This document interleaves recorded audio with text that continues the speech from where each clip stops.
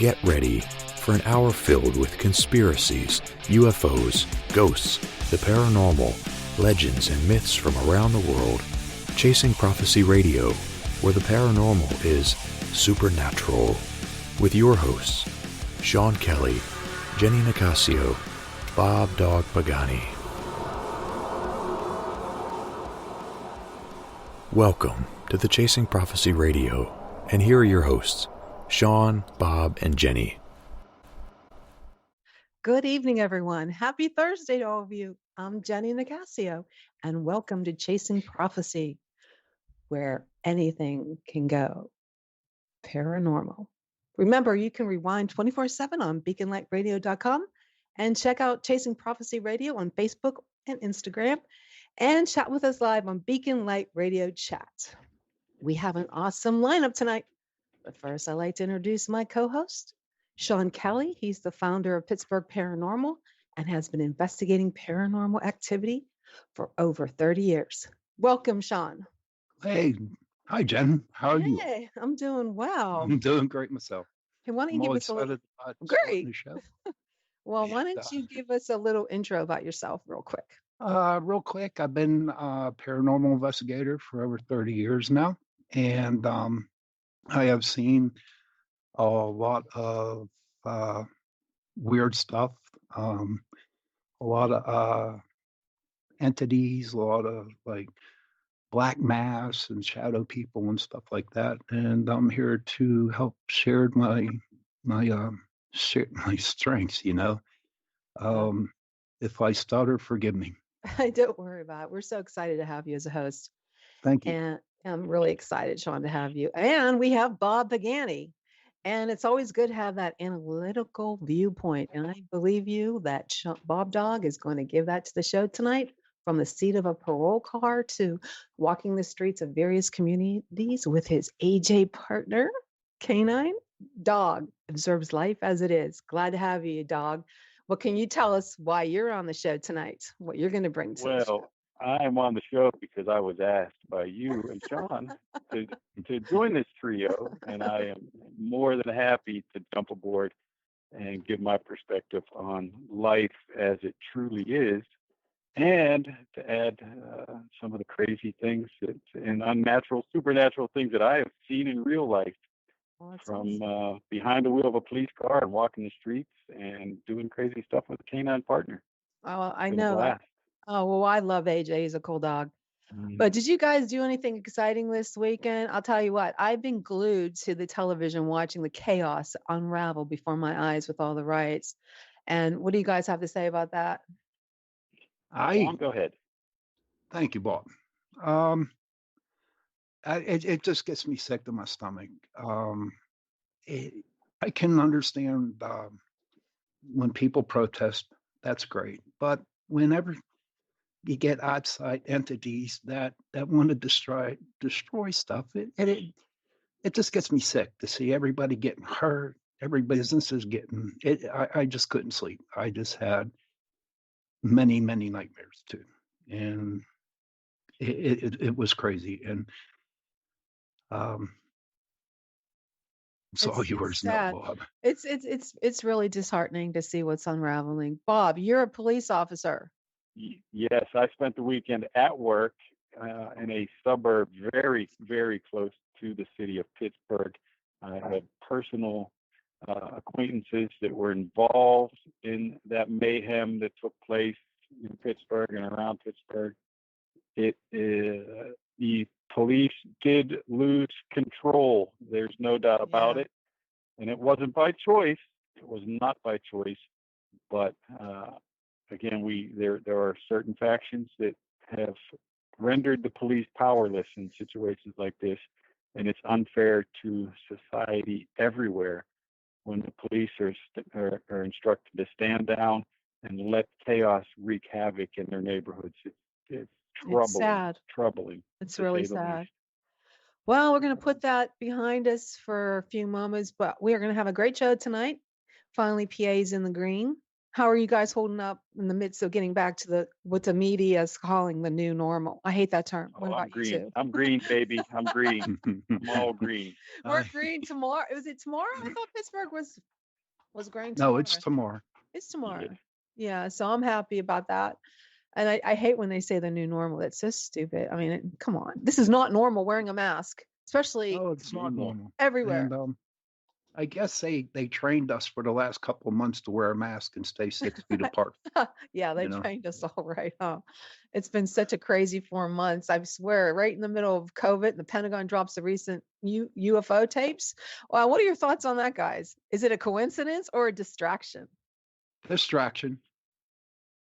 I Very believe. well might be. Go ahead, Bob. Yours. You just don't know anymore. I mean, who knows? The truth is so hard to find anymore, Yeah. to uncover. It really is. I hope we can do a lot of that on this show. I hope Actually. so. I hope so. Find the truth. Yes, find Seeking the Absolutely. truth. Exactly. Oh, There's yeah. so Yes. many exciting things happening in the paranormal Yes. world. I listed just on MUFON since February, there's been over 500 UFO sightings in the US alone. And that's just in time for that exciting thing that happened last week with SpaceX and NASA. That was such a wild thing. I was glued to the TV. It was amazing to watch. Did you guys watch it? No. No, I did. I That actually I caught a bit. I did catch pieces of it. Yes. Oh man, it was exciting. I watched it with my family and I'm so happy I did. It seems like it was just a great time. It's like a distraction for everybody with the pandemic. Now, George Floyd and unrest in major cities and riots with all this craziness. But you know what? If you watched, it just seems like since February, I mean, all the headlines, we go from U.S. state emergency, coronavirus worsens, Trump shuts down immigration. There's all that stock market crashes, nationwide unemployment, no schools, no church, stay at home, shelter in place, businesses closed, Pentagon released the tape, hairdressers sent to jail. I mean, come on. And then you have the anarchy and the National Guard coming in. What's the greatest one I love? This one I love. NASA is watching an asteroid as large as the Empire State Building zooming past us soon. So no wonder people haven't been able to sleep at night. And that's where we come to the show. Don't Sleep forget paralysis. killer bees. Killer bees. That's where we bring this into the sleep paralysis that a lot of people are having because they can't sleep because of all the craziness. And I tell you what, I've been having sleep paralysis since I was a kid, and it is scary as hell. And when I finally fall asleep, it's like this huge nightmare, this feeling, this horrible paralyzed feeling and a presence in the room. No matter how hard you try to scream, you can't even utter a word. So what's even scarier, Bob, Sean, so many people have the same experience. So for our listeners out there who may experience this, you are not alone. So we have two special guests on the show who have experienced the horrible feeling of not being able to move in their sleep. We have Sandy and we have Dee. Welcome to Chasing Prophecy. Sandy, go ahead and tell us what you have experienced. Well, hi, everyone. Thank you so much for having me on the show. Hi, Sandy. My experience, hello. My experience with sleeping paralysis has been, like you had said, Jenny, from when I was like probably a mid-teen. It is an absolutely terrifying feeling. Mine isn't as I'm going to sleep. It's always as I'm waking up. Oh, wow. And I will lay there. I remember specifically in college, I remember laying there and you are wide awake, but you can't move. And it's not like you are just paralyzed. It's like you're sunk down inside your body. It's like your soul is sunk and stuck. And I can see through the cracks of my eyes, because my eyes aren't completely closed. I can see the light and I can see my roommate walking across the room when I was in college, but I couldn't move. Wow. And I even have the opportunity, I have the choice in my mind. I can either go back to sleep or I can continue to try to force myself to wake up. But going back to sleep is the terrifying part. So you're having lucid dreams while you're having the paralysis? When I have sleeping paralysis, there's parts of it when I am wide awake, but I can toggle in and out if I let myself go. Oh. I can allow myself to fall back to sleep, but then once I fall back to sleep, I'm not in it anymore. But I don't want to let go of my ability to hold on to my consciousness because it's terrifying. It is very terrifying. It is, but I have also hallucinated in them as well. It hasn't always been extremely clear that I am not able to move, but I'm wide awake. But I've developed a pattern with if I can move my toes, which I can generally start to move my big toe voluntarily, but nothing else moves. But I keep working on that toe, and if I can just get the toe to swing my foot, I'll wake up. Now, but when it you, is so hard to do. excuse me, when you say hallucinating, do you seeing like images, like what's like Yes. you do? What do you see? Well, one in specific I can remember was like I said, you come to a consciousness, but then you can slip back out of it again. But this one I specifically remember a tunnel, and there were tribal people. Sounds so bizarre, but it's like a dream, but you're awake. There were tribal people at the end of this tunnel reaching out, like trying to get me, and I felt like they were from a different country, and they were trying to contact me somehow. And that's one in specific that I remember. Wow. Can I ask a question at this Sure. point? Have you ever? You said these are reoccurring. Have you ever had somebody analyze, like a dream analyst saying, "This is what it might mean to you"? No, I've never had my dreams analyzed. I did. Never. I did. No, but I did have somebody. It was a friend of mine. I have very, very vivid nightmares. Usually they're apocalyptic, horror, like a scary movie type of thing. But I don't feel scared in them. But if I were to like play it out in a movie, it would be like a horror movie. But I remember one time I was stuck in a house, and I had to rescue all these people in this house. It was a very, very, this is very vivid to me. It was a very like scary situation. I had to get these people out of the house. I was talking, and I like went up to a dark hallway, and then I saw a big window, and then I ran. I'm like, we have to get out of here, and I kept running, and I was the leader. The next day, I was speaking to my friend on the phone, and she said, I had a really weird dream about you. And I said, oh, really? What was it? She goes, you were in this house, and you kept running past me, but you were not conscious of the fact that I was there, but you kept saying, we need to get out of here. Wow. Isn't that bizarre? She was like in my dream. That is very bizarre. I'm going to bring Dee on. Dee, are you experiencing similar or different things than Sandy are? Has this experience, or yours the same, or what? Explain yours to us. And welcome to the show. Oh, hi. Thank you very much. Mine are a little similar, but I have some differences as well. I have seen people that I know are there, but they technically are not there. One would be my sister, one was my boyfriend, and they are taunting me during this.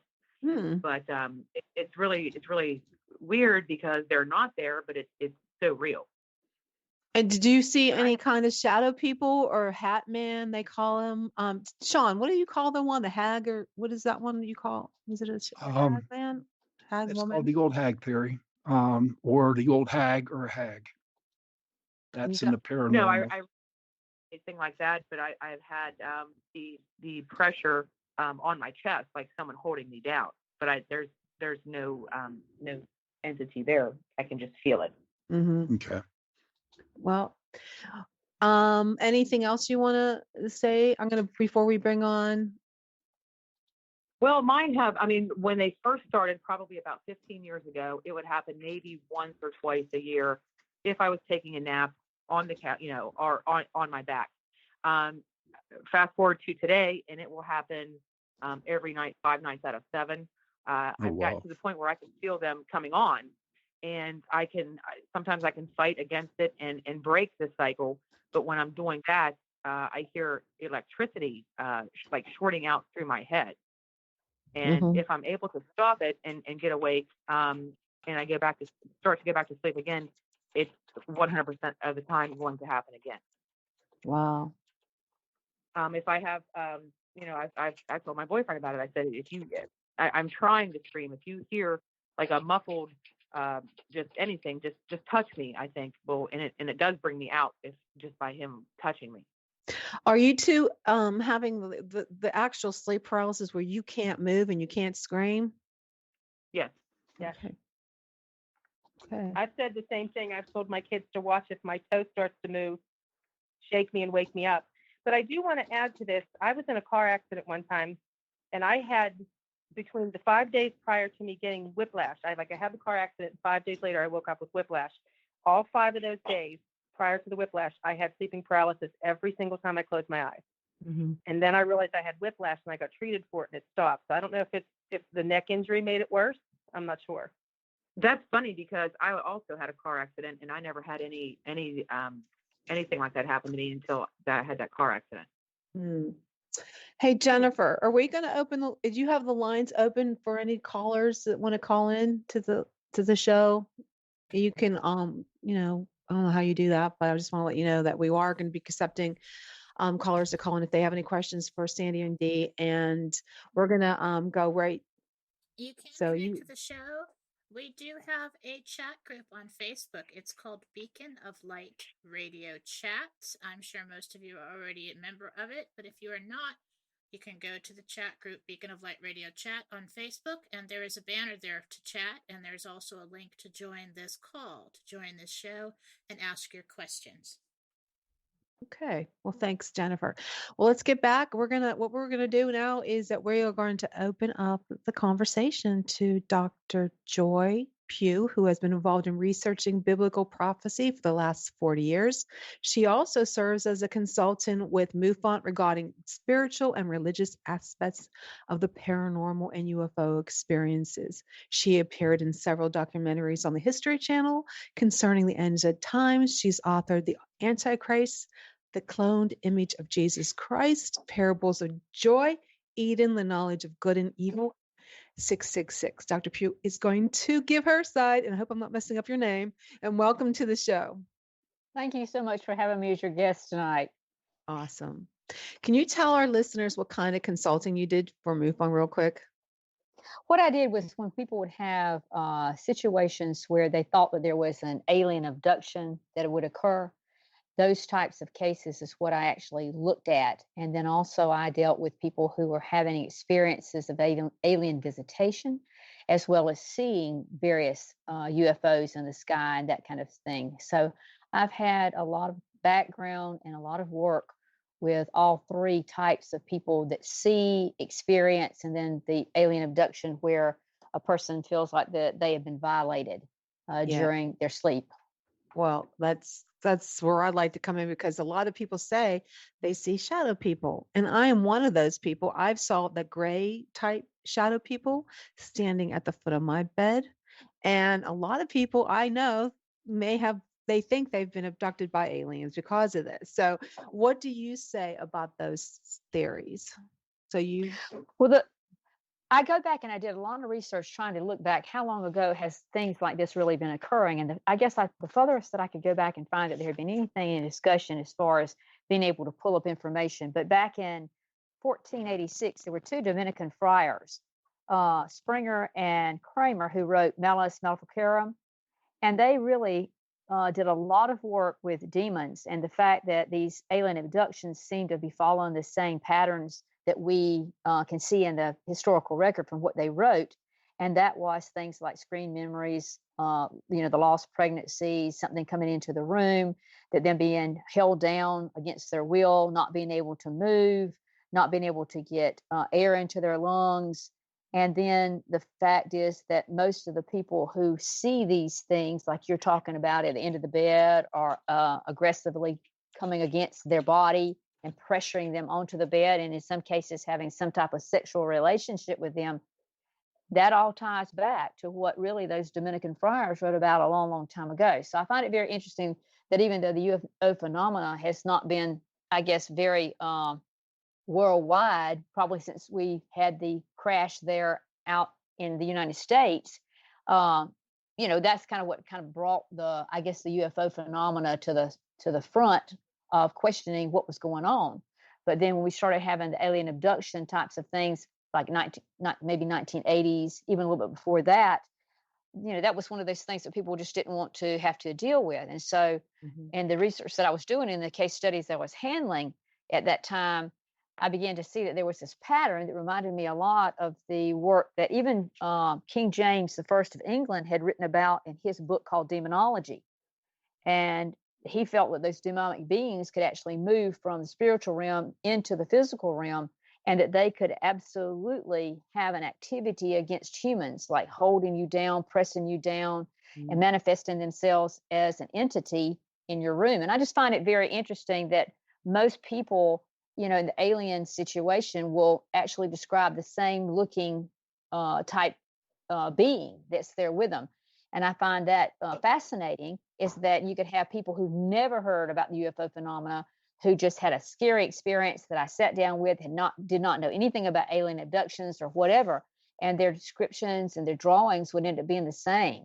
And I just thought that was very amazing. That I find that amazing too, that like Dee and Sandy didn't have the same thing I did. I seen a gray shadow figure. It looks like the scary standing in front of they were horrifying, and they taunted and harassed.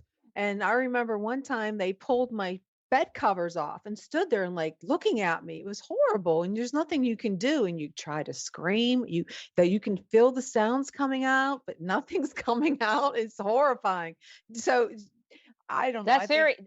That's real true of the cases that I've dealt with, is that you are literally paralyzed. And of course, we know from the phenomena of the physical, and scientific background on that during this rapid eye movement, that when you're in rapid eye movement and you come out or go into it, that your body has to use some type of motor skill reduction, or you would be up sleepwalking. That's just the opposite of sleepwalking. You'd be in paralysis.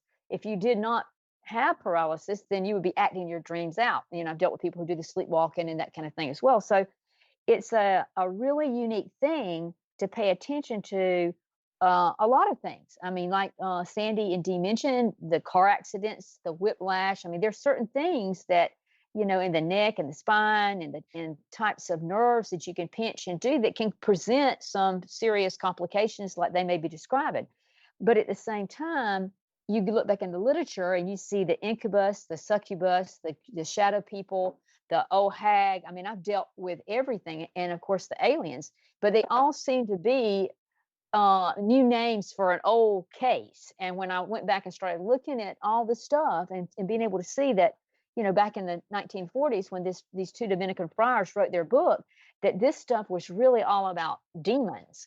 And the types of things that are very interesting to me in the research that I've done is that the name of Jesus tends to stop the problem. In fact, I've done just a recent case study with someone, and we used that because they could not get it to stop. And they began to say Jesus' name, even though they could not, like you say, make it loud. In their mind, they knew they were saying Jesus.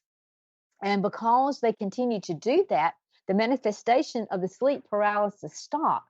The problem with the alien abduction and the aliens in the room stopped.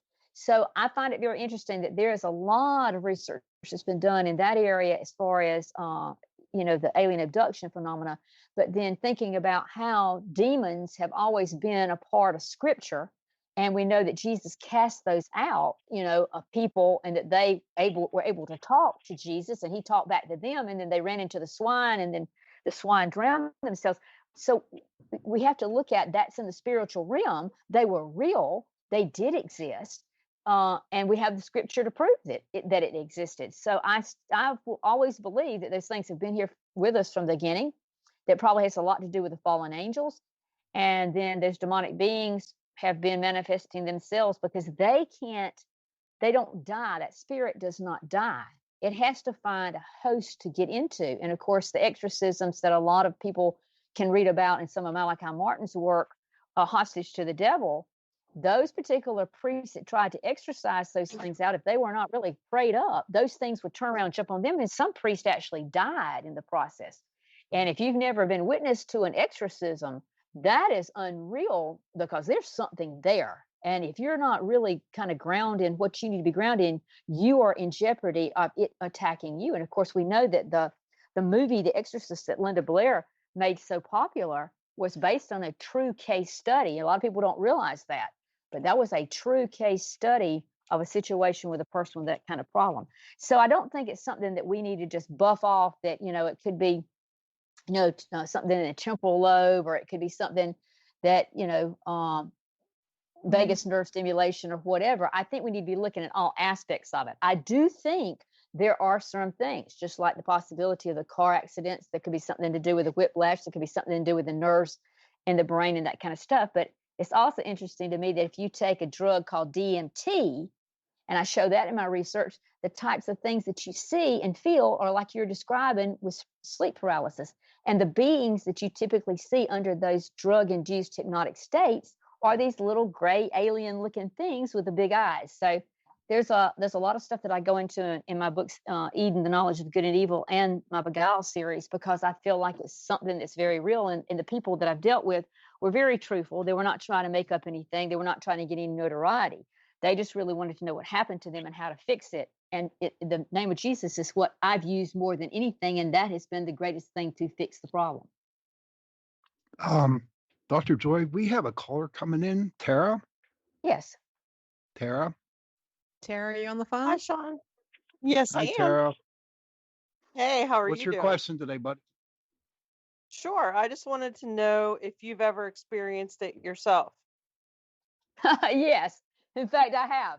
I've had experiences with the not being able to move and being outside of the body and being able to look back at the body. And I've had the experience of the strange sounds in the room that would wake you up, and you would hear a voice and no one would be there.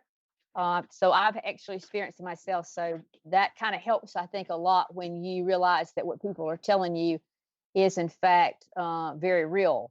And that paralysis, until you can kind of get totally awake, you literally cannot move. And it's quite frightening. The times that I've ever had it happen, I really thought that it was death, that I was slipping into death. Now, I've never, seen the alien beings or anything like that, but I've seen the dark beings, the more black, more demonic type looking being. And so, when you know that you are doing, it's like when I do things for UFO, research, I'm doing it from a, scientific standpoint. So I'm taking into how is this laid out? What is happening? What time is it when I wake up? I mean, I'm paying attention to it from a scientific standpoint so that I can learn from it, the fact that I'm having this. And then when I'm hearing people talk about it and they're experiencing it, then I can kind of relate to it, which is, at first, years ago when it happened to me, wasn't a good feeling. But I always believe that God has allowed me to experience a lot of things so that when I have to deal with those things, then I can deal with it. I've seen UFOs. I have several cases that are in the case logs of MUFON. But, if I can run across one of those beings, I will be the first one to try to figure out what it is and be taking every scientific measurement that I can take while I was in their presence. My best friend she always says, if that thing was to land out in your front yard, she said, you would be out there with a tape measure and trying to figure it out. I've always been the type of person, I want to know the truth. The whole thing absolutely. is, I just want to know the truth. And so I'm not going to fool myself. I want to know exactly what's going on. And that's the way I write and I do my work. And that's how I deal with people and consult with people. It's very relaxed. I don't want to make you feel at any time that I think you're crazy or whatever out in left field. I want to hear the whole story. I want you to be truthful with me. I want you to tell me everything. And some people have real difficulty in trying to talk about the sexual end of it. That's the thing. You've been going back and doing the research that I did on the incubus and the succubus, where the incubus is, of course, the male demon, and the succubus is a female demon, and this, a sexual thing that's going to be going on between somebody. Sometimes that's very difficult for people to discuss. Absolutely. And when I have a case like that, then I'm always like, look, just tell me the whole truth, nothing but the truth. Don't add to it. Don't take away. I want to know every aspect, from the things that you smelled, because most of the time there'll be a sulfuric smell. There'll be different things that will be going on in sound wise and like visualization, the pressure. I mean, there's situations where people have said that they heard something in the room, felt it, heard it walking across the floor, saw it sit down on the bed dipped down, but they physically, mentally, or spiritually, with their own eyes, they could not see an entity, but yet they knew that presence was in the room with them, and they felt it when it sat down on the bed or got up off the bed, or that it was holding them down and they literally could not lift their body up off the bed. So I've probably experienced or dealt with most of the cases like this, including people who I think are having some of these problems with sleep paralysis due to either drugs, alcohol, or either from having accidents, head injuries, things of that nature. I mean, it can be organic, or it can be, a problem from something else. And Yeah, demons are definitely real. So, it just absolutely. ties to that. And is it shadow people? What are they? Is it the hag, the aliens, or is there something physically happening in our body that medical science can explain? But since we are not doctors, and I'm just going to put a disclaimer on there that we can't give you anything treatable stuff. So this is strictly for our entertainment tonight. So I want to bring on someone else to the show. It's Brian Sharpless. He's a clinical psychologist and author, currently a visiting associate professor at St. Mary's College of Maryland. He also holds a visiting research fellowship at Goldsmiths University, and I think that's in London. Yes, he received his PhD in clinical psychology and MA in philosophy. I think that's what it is. And from Pennsylvania State University, he completed his doctoral training at the University of Pennsylvania. He has 3 books: Sleep Paralysis, Historical Psychology, Medical Perspectives, Usual and Unusual Psychological Disorders, Dynamic Therapy, it's available at Oxford University. Brian, can I call you Brian? Welcome Yeah, to that's fine. Chasing Prophecy. After listening to Sandy D's and Joy's and my experience and Sean's experience, Bob don't have any. What do you think that's going on? Is there something like a normal physical explanation? And can be concerned? And can you truly say, without a doubt, could it be paranormal an experience? And how do we know for sure? So a lot of questions there, but I'm happy to be here. And if we have time, I'll feel free to chime in on them all. So yeah, I mean, a lot of the things that the first 2 guests said seem very consistent with sleep paralysis. So from a psychological and medical perspective, sleep paralysis is the experience of either going to bed or waking up and you find yourself completely unable to move. So it's very different from, that sluggish feeling you get in the morning when you don't want to wake up, that you physically try to move any part of your body except for your eyes, and it doesn't do it. You have some control over your eyes, but some people don't have them open, but they can still kind of look around with their eyes closed. And you might have some control over your breath as well, but a lot of people complain of smothering sensations. So it makes it interesting. Well, there are a few things that make it interesting, but one of the things is for sure that you're not asleep. So you have conscious awareness while you're laying there paralyzed, and you're usually on your back. Statistically, most people have the experience on their back for a few reasons. And along with that, the majority of folks also experience dreams while they're awake. So they're hallucinations. And that's where you get into seeing beings, seeing flashes of light, seeing inanimate objects. And interestingly enough, we've had people experience sleep paralysis while they've been hooked up to what we call polysomnographs. So these devices that measure the electrical activity of your brain, they measure your movement, they measure what your eyes are doing. And if you look at the polysomnographic results of people that are experiencing sleep paralysis, it looks like a mix of REM sleep, which I believe Joy talked about, and that's the state of sleep where we're most likely to dream, and conscious wakefulness. So you've got an interesting mixed profile on the EEG that, again, maps on that it's a mixed state. So you're partially awake and you're partially asleep.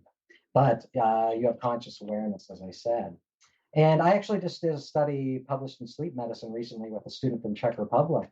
And the most common being that is actually seen during these events is the shadow people, which it depends really who you ask what shadow people are. They've been described as sort of interdimensional beings. They've been described as time travelers that for whatever reason can't quite manifest in our dimension. So they have this wispy quality and you might only see them out of the corner of your eye. And if you look through time, you can see descriptions of sleep paralysis going back to ancient Greece. They used to call it Pan Ephialtes, which means the god Pan leaping upon you and pressing down on your chest.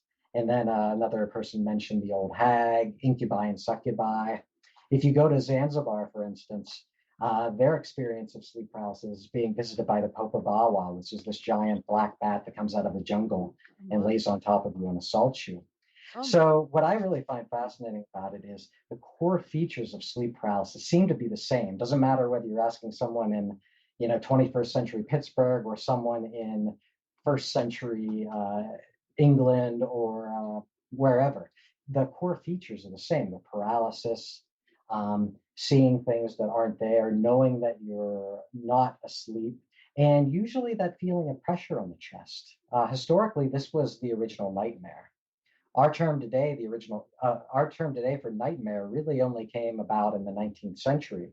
Before that, when people would talk about nightmares, they would talk about a phenomenon very similar to sleep paralysis.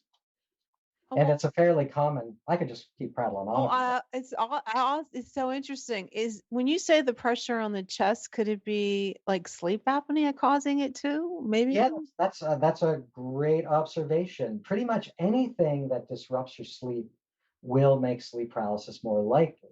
So if you have sleep apnea, if you have insomnia, if you have any of the sleep disorders, you are far more likely to experience sleep paralysis. In fact, you can even induce it in a lab. So a Japanese researcher named Takeuchi hooked people up to polysomnographs, and he monitored them. And then when he noticed they were going into REM sleep, he would sort of jab them awake. And you do that a few times, and you can actually induce sleep paralysis in people right in the lab. Well, you know what was fascinating when I was reading your book? You mentioned, or in the book, it mentioned that dogs can have sleep paralysis. Oh, yeah, my girlfriend's dog had it once. It was amazing. Yeah. Well, it said about giving them Benadryl, and my dog, I swear, I give her Benadryl every day, and she does these things. What it said exactly in your book, the dog starts across the room he's asleep, he's awake, but it's caused, like I said, from the Benadryl because of the drowsiness. So I thought that was so fascinating that it was mentioned. I was like, oh my God, that is so cool. I have to ask Brian, is that true? Yeah. Yeah, I mean, most animals go through something similar to dreaming. Not all of them, but the vast majority do. And yeah, I noticed my girlfriend's dog its eyes were open and looked terrified. And yes, exactly. There's nothing worse than seeing a poor creature terrified. No. And so I was looking at it, and it wouldn't move, but it looked like it just wanted to run away. So we went over to it, started petting it, and then eventually it was able to get its movement back. And usually the moment that you're able to move again, once the paralysis ends, that's when the hallucinations go away. So if you look back in mythology, witchcraft, so one of your guests mentioned the Malleus Maleficarum, if you talk about witches, you sometimes hear about them being able to disappear and appear at will. Vampires, the same thing. Oh my God, when so cock interesting. crows, when cock crows, you might sort of get jarred awake, and then the hallucination goes away. Did you find that it runs in families? Yes, there is actually a colleague of mine at Notre Dame identified that people that are more likely to have sleep paralysis have a mutation on the PER2 gene, which is associated with sort of how we regulate our body rhythms and sleep. Oh, So fascinating. though anybody can have it, there are certainly things that make it more likely. So if you have this gene, for instance, if you are jet lagged, if you carry a bit of extra weight and you might sleep on your back, these things will serve to disrupt your sleep, which will make it more likely. Well, when I had it, seems like it was like I was overly tired. If something I was exhausted, that's when I would have it more. Mm-hmm. Did any of the other guests have that feeling of being overly tired and it brought it on? I think No, what I brings haven't. mine on. This is Sandy. I think what brings mine on is when I'm real anxious or nervous Okay. and I go to sleep, I end up having it. Seems like it's something, it's like a precursor. Is there anything that we can do to prevent it from happening? I mean, can we do something, meditation, any kind of treatment, do you know of? Yeah, so not surprisingly, there's not a lot of grant money in sleep paralysis these days. So there's not been one sort of gigantic, well-controlled, randomized trial. However, we do have a number of published small case studies and case series, And we do have a good sense of not only how it happens, down to the level of the neurotransmitters that are involved in the paralysis itself. They're called GABA and glycine. But yeah, so we know some things that can help. So for instance, a lot of your listeners will know about SSRIs, selective serotonin reuptake inhibitors like Prozac, things like that, that you give to people who are depressed and anxious. Well, strangely enough, one of the side effects to this is that it makes you less likely to dream. So it acts as an REM suppressor. So, whereas that's a side effect if you're treating someone for depression, if you wanted to treat someone for sleep paralysis using medications, you would use that drug to essentially get the side effect as the way to treat it. There are also one of your guests, I think it was Dee, and she's really on her game, talking about wiggling her big toe. Again, once the movement is able to return to your body, that's when the scary parts go away. So trying to relax when you're in an episode, trying to realize that you're just essentially seeing a dream while you're awake, calming down, not assuming you're being attacked, and trying to focus on moving one small body part tries to help. So when I was developing a treatment for this that I published in the book you mentioned, I first went around to people that have been suffering from sleep paralysis for years and asked them, okay, well, what do you do to try to prevent it or to disrupt it?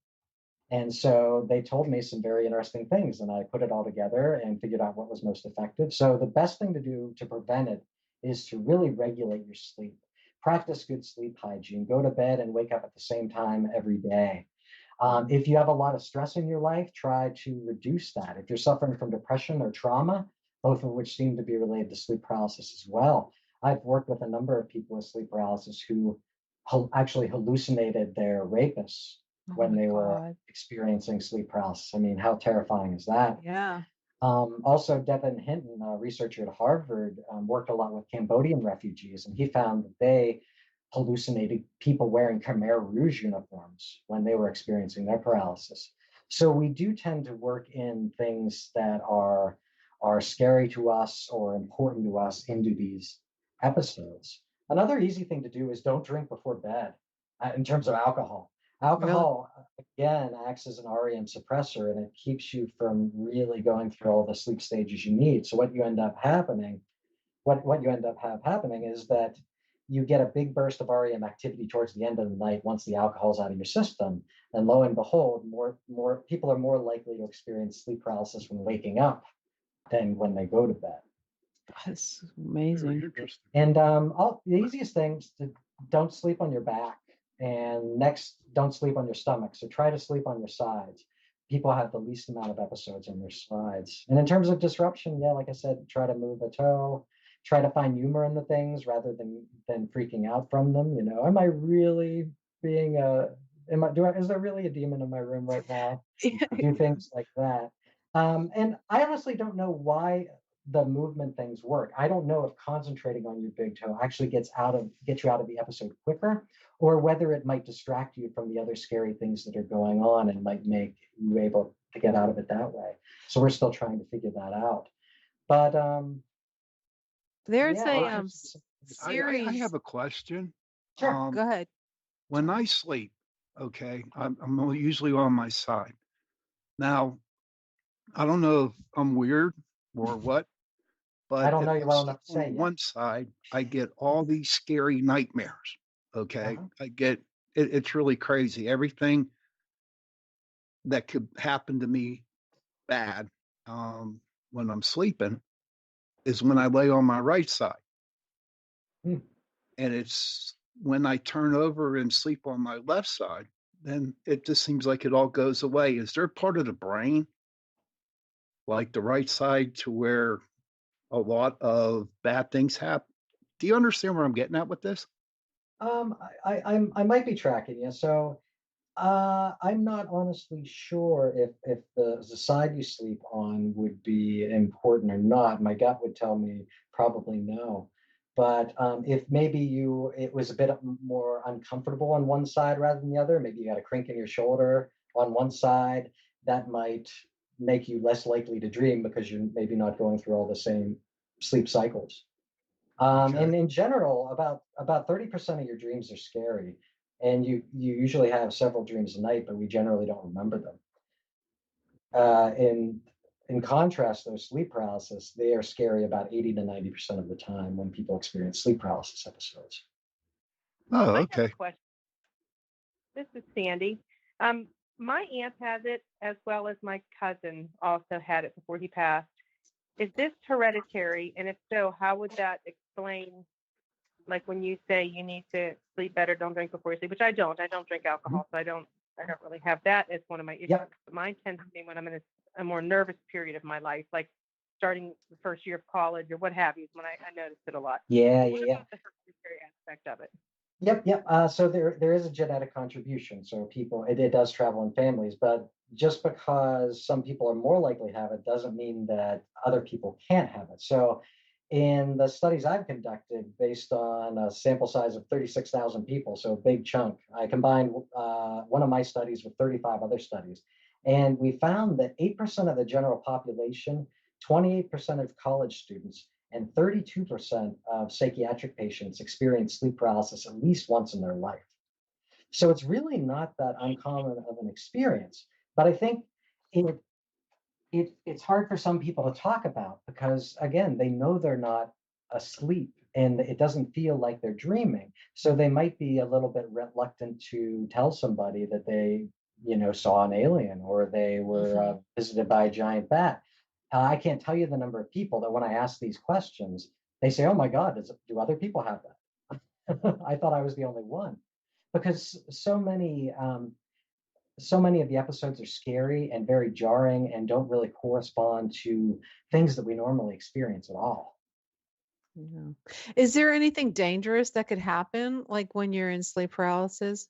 Yeah, that's a good question too. By and large, no. If the thing you have to watch with sleep paralysis is that it is one of the symptoms of narcolepsy. So if you see yourself having sleep attacks or any of the other characteristic symptoms of narcolepsy, that's something you definitely want to get checked out. If you just experience sleep paralysis, maybe once or twice, it just could be a blip and something fun to talk about with your partner. Yeah. But again, if some people of those people that have it, so 8% of the general population will have it at least once. And so, depending on the study, somewhere between 15 and 45% of those folks will experience it to the point that it's a problem. And there is a recognized psychiatric disorder called recurrent isolated sleep paralysis. And though for people like that they're maybe spending a lot of time worrying about going to bed, some people will actually try to not go to sleep and will try to sleep in a chair and not avoid the bedroom because it's the place where scary stuff happens. So for people like that, I would recommend them definitely getting evaluated and going in and potentially trying one of these treatments. There's a few psychological treatment options and a few pharmacological treatment options that are available right now. Is it true that I watched on an episode of Evil, a woman was having sleep paralysis and they had, she wrote something on the ceiling. And they said you can't read when you're sleeping. Is that true? Did you ever hear anything like that? And she knew she knew it was. Well, I mean, you don't have the normal level of conscious awareness. There's a phenomenon that one of your other guests mentioned called lucid dreaming, where you are actually asleep, but you do have some recognition, A, that you are dreaming, and B, you can sometimes even affect changes in your dreaming. So you can sort of almost, it's like you're a director and you're making your own movie while you're sleeping. But that's going on when you're in an actual state of sleep. Sleep paralysis is, as I said, this weird mixed state where you have conscious awareness mixed with that REM dream activity going on while you're awake. So if you have your eyes closed, I think it'd be hard to read. Okay. Yeah. Well, we're going to have to figure it out. Is it paranormal? We can't leave that out of the question if somebody did see, or maybe they were abducted. We don't know for sure. They're the only ones and God above. But I want to thank Dee and Sandy and the caller for joining us tonight. And Dr. Pugh, before I let you go, where can someone get in touch and learn more about your books? You can go to my website, which is www.drjoye, it's DRJOYE, joy with an E.com. And all my books and all my information and research is actually there at the website, or you can contact me through Facebook, which is Joye, and last name is Pugh, P as in Paul, UGH. And if they will just ask a friend request, then I'll accept that, and they can keep up with the work that I do and the research that I do there. Well, you do a lot of fascinating things. We're going to have you back on in either August or September so we can talk about the Antichrist and 666. I think that everybody's interested in that. But I want to thank you again for joining us tonight. I'm so thankful that you're on, and you probably helped a lot of people tonight. Well, listen, I hope that it's something that I was able to say that if you can try, if it's not something organic, that it would actually help you. And since it has helped some people that I've dealt with, I would really suggest, using the name of Jesus, and do see if that does have any You know what? assist you in I any do way. do that. I'm sorry, but whenever that happens to me, and I usually say, and in the name of Lord Jesus Christ, you are not allowed to be around here. Leave.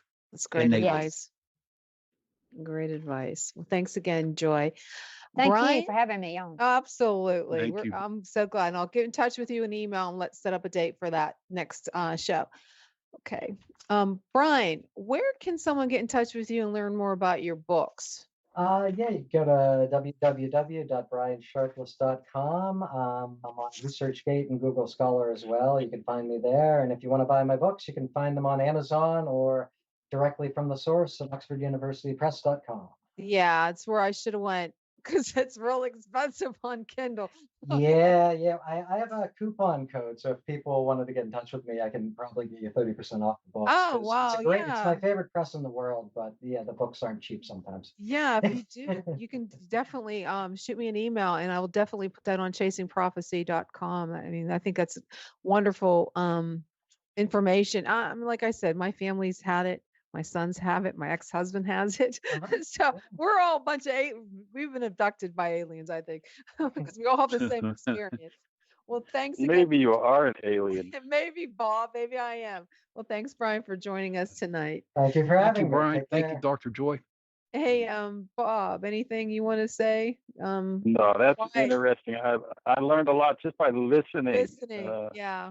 There's so much knowledge out there. It's unbelievable. It is. It's so interesting. I mean, I could spend all night talking to them. I mean, it's crazy. I mean, people have this stuff, and what it's really scary because he says it. It's because this is happening. But when it's happening, you can't do anything. And I swear, it screwed me up for a lot of my life when I growing up. Oh my God, I had nightmares. I forgot to ask him one thing about, is it the same as night terrors? That's what I'll have to email him that and put that on the Facebook page. Is it because night terrors? Jenny, for you, I want to ask you, now that you have some information on sleep paralysis, are you going to be more aware of what's happening in your surroundings? Definitely. And be able to get out of it? Moving the tote. I never even thought of doing that. And saying Jesus. I never thought of saying that. I know when I'm scared, I say Jesus, but when it's happening, I don't say that. I do when that happens, and it does go away. I can't believe, Bob, you haven't had anything like that happen to you. Hey, at some point I might have a recollection now that you brought these things to my attention, but I can't say I have. No.